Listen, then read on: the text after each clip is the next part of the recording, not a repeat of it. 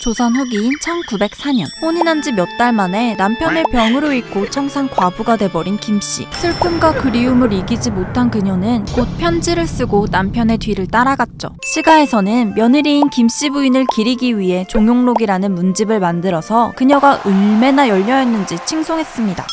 여기까지만 보면 죽음도 가로막지 못한 절절한 러브스토리처럼 보이지만 김씨가 죽기 전 친정아버지에게 보낸 편지를 보면 생각이 조금 달라집니다. 하늘도 무심하시지. 뭔 놈의 팔자가 이렇게 사나울까요? 꽃다운 20살에 왜 이런 일을 당해야 하는지 모르겠어요. 낳아주신 은혜도 갚지 못하고 먼저 떠나는 불효박심한 딸을 용서하세요. 할 말은 많지만 이만 줄입니다. 과연 겨우 20살이었던 김씨의 선택은 정말 본인의 의지였을까요? 대체 열녀가 뭐길래 꽃다운 처녀들은 이런 선택을 해야만 했을까요? 오늘의 교양만두는 열녀에 대한 이야기입니다.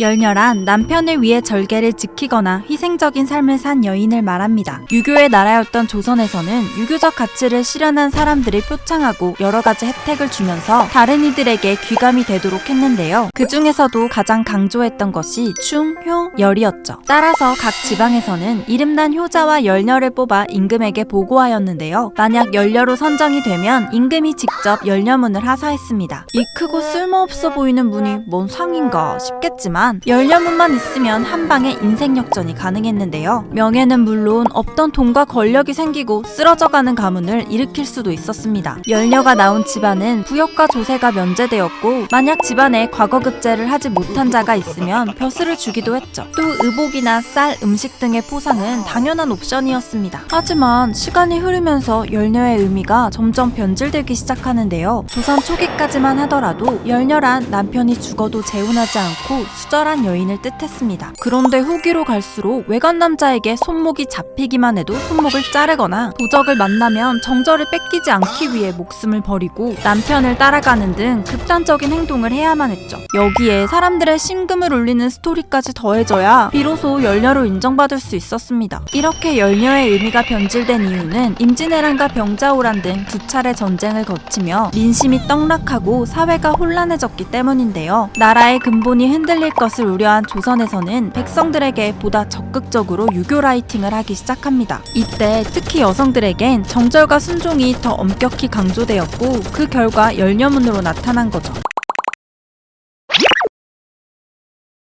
조선에서 과부를 보는 시선은 그리 달갑지 않았습니다. 성종 때는 양반 여성이 재혼을 하면 그 자식들은 관직에 나아갈 수 없다는 법까지 만들어버리는데요. 내 목숨보다 소중한 자식들의 앞길을 막는다? 이건 실질적으로 재혼을 금지시킨 것이나 다름없었습니다. 또 가문에서는 과부를 마치 시한폭탄처럼 여겼는데요. 아직 젊고 예쁜 나이에 과부가 된 경우 다른 남성과 정분이 날 가능성도 있었고 설사 그렇지 않더라도 더러운 소문에 휩싸이기 쉬웠죠. 따라서 가문에서는 차라리 열녀가 되어 명예롭게 죽기를 바라기도 했습니다. 게다가 조선시대 여성은 경제활동을 하기가 무척 어려웠는데요. 가장인 남편이 죽고 나면 가세가 급격히 기울어서 먹고 사는 것조차 힘든 경우가 많았죠. 매일 밤 겁탈과 보쌈의 위험에 시달려야 했고 자식들은 마을 사람들의 손가락질을 받기도 했습니다. 그러다 보니 차라리 열녀로 죽어서 자식들이라도 편하게 해주자라는 마음에 어쩔 수 없는 선택을 하는 여성들도 많았죠. 포상에 대한 욕심 때문에 열녀가 되기를 강요하기도 했습니다. 마을과 가문에서 짜고 남편 잃은 여자를 감금해서 굶겨 죽이거나 정신적, 육체적인 학대를 자행하기도 했죠. 이와 비슷하게 효자비의 경우에도 어린아이가 자신의 신체 일부를 병든 부모에게 먹이다가 과대출혈로 사망하거나 부모님의 똥을 맛보며 건강을 체크했다고.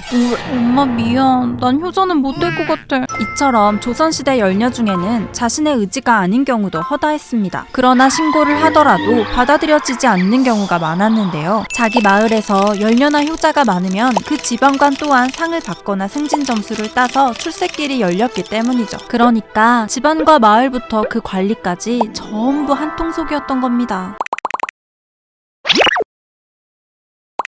조선 초기까지 열려문은 사대부 여성들에게만 해당되는 것이었는데요. 후기로 갈수록 열애 이념을 실천할 필요가 없는 천민들에게까지 열려문을 하사하고 그 가족들을 면처시켜주게 됩니다. 이런 열녀 발굴 붐에 힘입어 조선 초기에는 272명에 불과했던 열녀의 수가 후기에는 무려 845명으로 급증하기도 했죠. 열녀 열풍에서는 왕족도 자유로울 수 없었습니다. 비정한 아버지로 유명한 영조. 그는 둘째 딸인 화순옹주를 유독 예뻐했는데요. 화순옹주는 남편이 젊은 나이에 세상을 떠나자 그를 따라가겠다며 시금을 전폐해버렸죠. 이 소식을 들은 영조는 직접 딸을 찾아가 밥을 먹으라고 명령하기도 했는데요. 하지만 며칠 후 그녀는 남편을 따라 세상을 떠났죠. 이에 신하들은 화순옹주를 열녀로 삼자고 주장했는데요. 하지만 영조는 부모에게는 불효를 저질렀다며 불같이 화를 냈고 그 조카인 정조가 왕이 되고 나서야 비로소 열녀로 인정받을 수 있었죠. 아무튼 당시 대부분의 학자들은 열녀를 기계와 용기의 화신이며 부부의 의리를 구현한 존재라고 칭송했습니다. 반면 죽음으로 완성되는 열녀와 그것을 부추기는 사회를 비판하는 사람들도 있었는데요. 대표적으로 연안 박지원과 다산 정약용이 있었죠. 박지원은 열녀들의 행위를 무모한 죽음이자 과도한 자기희생으로 보았습니다. 열녀가 되도록 부추기는 놈들이 있는데 이놈들이 사실은 다 지식인이란 놈들입니다. 부모로부터 받은 몸을 온전히 지키지 못하는 건 오히려 불효가 아닙니까? 라며 열을 내기도 했고요. 정약용은 아내가 남편을 따라 죽는 것은 제 몸을 죽이는 것일 뿐이며 미숙한 행동이라고 비난했습니다. 또한 죽음 그 자체보다는 열의 진정성을 따져야 한다고 주장하기도 했죠.